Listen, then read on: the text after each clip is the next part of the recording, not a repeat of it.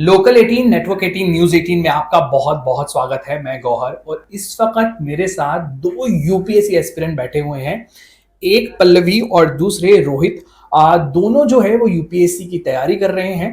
मगर सबसे बड़ी बात यह है कि जब भी बच्चे दूसरे राज्यों से दिल्ली यूपीएससी की तैयारी करने आते हैं, उनका सबसे बड़ा उनके दिमाग में एक चीज होती है कि कितने पैसे लगेंगे, कितने पैसे में आप पूरा महीना पूरा साल निकाल पाएंगे।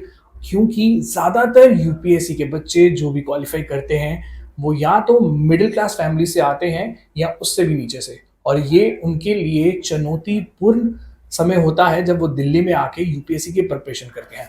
बात करते हैं पहले पल्लवी से। लेडीज फर्स्ट हमेशा होना चाहिए। पल्लवी, कब से तैयारी कर रहे हो, कब से आप दिल्ली आए हो और कब से प्रिपरेशन शुरू किया? अभी मैं अक्टूबर में आई थी दिल्ली, 6 मंथ्स हो गए हैं। 6 मंथ्स हो गए। हाँ। सो किस तरीके से फीस स्ट्रक्चर था पहले आपका? फीस स्ट्रक्चर के बारे में बताइए, कितना आपने अभी तक पे किया है?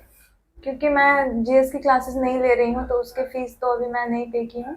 मैं ऑप्शनल की क्लास ले रही हूँ और यहाँ की फी है 40,000। 40,000। और अगर आपको जीएस की भी क्लास लेनी हो तो हाँ। वो कितनी और देनी पड़ेगी तो आपको फिर फीस?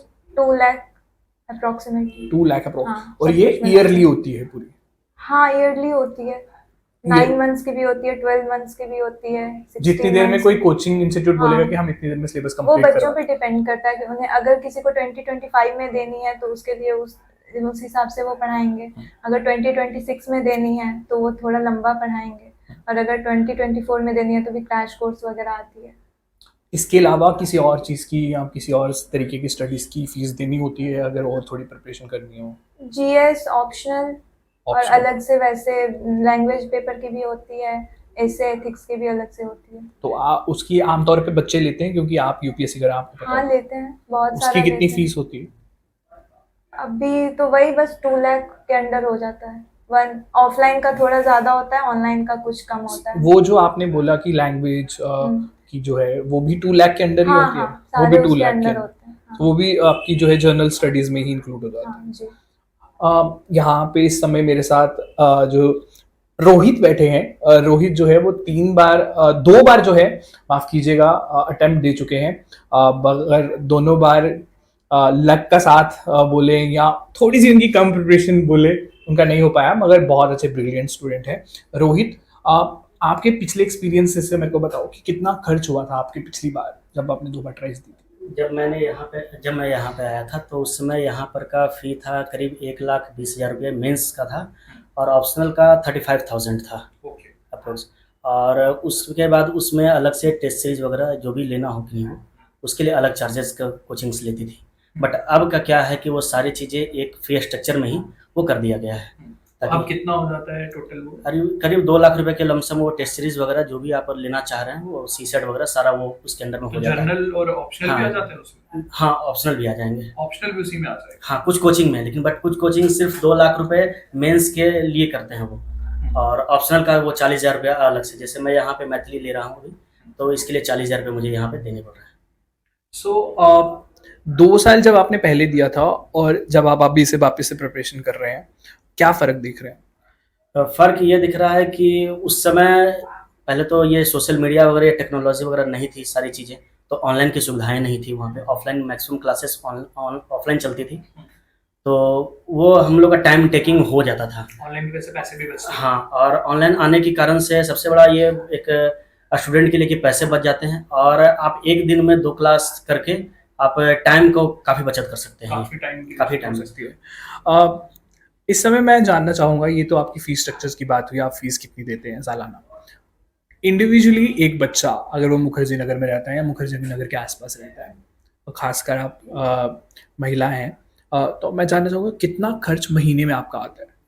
ये मतलब रेंट के हिसाब से डिपेंड करता है। कोई अगर सिंगल रूम में रह रहा है तो उसका ज्यादा होता है, डबल का कम होता है, ट्रिपल का उससे भी कम होता है। आप इस वक्त कैसे रह रहे हैं? मैं अभी पहले रहती थी, 1 मंथ पहले सिंगल में रहती थी तो मेरा रूम रेंट था 9,000। ओके। और अभी मैं ट्रिपल में रह रही हूँ तो उसका है 7,500। 7,500। और बाकी पूरा महीना कैसे निकलता है, खाना पीना और जो मेरा खर्च होता विद फूड है, उसमें फूड भी है। ओके। और जो विदाउट फूड रहते हैं उनका मुझे आइडिया नहीं है। इसके अलग से फिर लाइब्रेरी फीस हो गई, बुक्स की फीस हो गई, फिर आने जाने का ट्रेवलिंग चार्ज हो गया। कितना हो ये सब जाता होगा लगा के महीना में?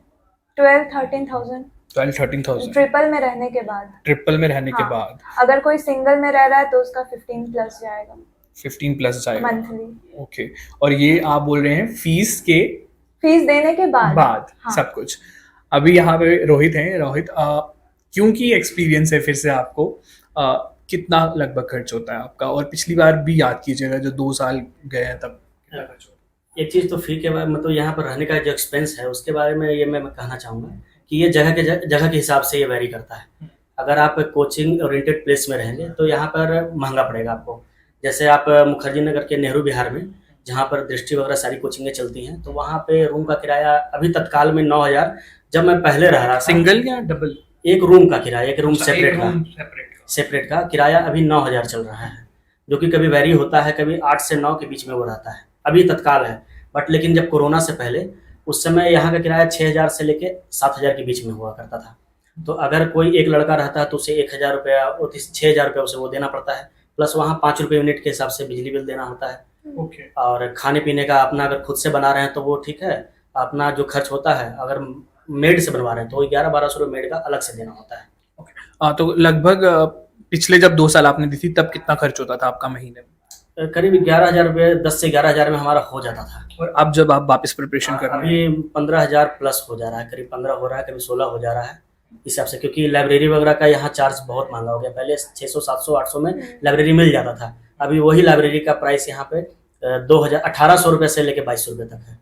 ऐसा क्यों? पहले मैं आपसे जानना चाहूँगा, आप भी इसमें हाँ में हाँ मिला रहे हैं कि लाइब्रेरी चार्ज बढ़ा है, कुछ हाँ, ऐसी बढ़ गया खास इसकी पहले वजह? से। क्योंकि मैं 2-3 साल पहले जब मेरे फ्रेंड से बातें होती थी तो वो लोग कहते थे कि नहीं हो जाता है, कम में ही हो जाता है। और अब जब मैं जाती हूँ, जिसको फिक्स सीट करवाना होता है उसका अगर 24 आवर्स का करवाना है तो वो 2200 ले रहे हैं अभी यहाँ मुखर्जी नगर में। खास वजह कुछ आप? खास वजह ये है कि यहाँ पर डिमांड और सप्लाई का गेम है।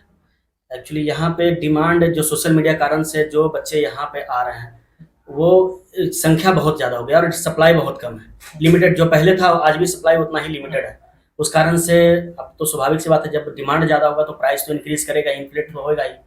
तो वो लाइब्रेरी वाले ऑनर उसका प्राइस वो बढ़ा दिए। बाकी सर्विस के मामले में कोई अलग नहीं है, सब सेम ही है, बट वो डिमांड के कारण से सप्लाई बढ़ गया। यही अगर आप वजीराबाद या थोड़ी दूर जगह जाते हैं तो वहाँ पे वो 800, 900, 1000, 1200 तक में आपको मिल जाता है, वही सेम लाइब्रेरी, सारी सर्विस है। बस वही है कि यहाँ डिमांड ज़्यादा है क्योंकि कोचिंग ओरिएंटेड प्लेस है, लड़के ज़्यादा है यहाँ पे, तो इस कारण से क्योंकि उनकी पहली ट्राई है, आपको थोड़ा एक्सपीरियंस भी है, तो मैं आप ही को ये प्रश्न आप ही के पास रखना चाहूँगा कि और कौन कौन से मुखर्जी के नगर के पास के एरिया हैं जहाँ पे बच्चे रह सकते हैं और थोड़ा सा कम उनको वहाँ पे किराया देना पड़े या चीज़ें देना पड़े। और उसके साथ साथ मुखर्जी नगर में लोग आमतौर पे बच्चे जो है वो बाहर का बना हुआ फूड जल्दी खा लेते हैं ताकि टाइम भी बचे। यूपीएससी में टाइम बहुत ज़्यादा मैटर करता है। यहाँ पे स्ट्रीट फूड का कैसा है हिसाब है? अगर यहाँ पे मुखर्जी नगर में रहने के लिए देखा जाए तो एक मुखर्जी नगर जो मेन कैंपस एरिया है जो बत्रा सिनेमा के पास है, एक यहाँ पे रेसिडेंशियल है, दूसरा नेहरू विहार है, तीसरा आप वजीराबाद, फिर आप चले जाइए गोपालपुर बगल में ही जो कि आपका 4-5 किलोमीटर के रेडियस, 3 से 4 किलोमीटर के रेडियस में इंदिरा विहार और इंदिरा विकास, दो एक जगह है जो कि 3 से 4 किलोमीटर के रेडियस में। वहाँ पर भी बच्चे लोग रहते हैं, निरंकारी में रहते हैं, जो कि जैसे जैसे आप 1-2 किलोमीटर डिफरेंस करते हैं तो प्राइस ऑटोमेटिकली 50% डिक्रीज कर जाती है। जैसे वजीराबाद में अभी के समय में नेहरू विहार में 9,000 रुपये है तो वहाँ 4,000 रुपये किराया है, रूम भी बड़ा है, सारी चीज़ें सुविधाएं वही है, तो वो चीज़ होता है। दूसरी बात है खाने पीने का, तो मेस का तो यहाँ पर कम बजट में जो मेस खिलाएगा वो स्वाभाविक सी बात है क्वालिटी पे कंप्रोमाइज़ तो करेगा ही। और स्ट्रीट फूड के लिए तो मार्केट यहाँ पे है ही काफ़ी अच्छा है। सस्ती मार्केट?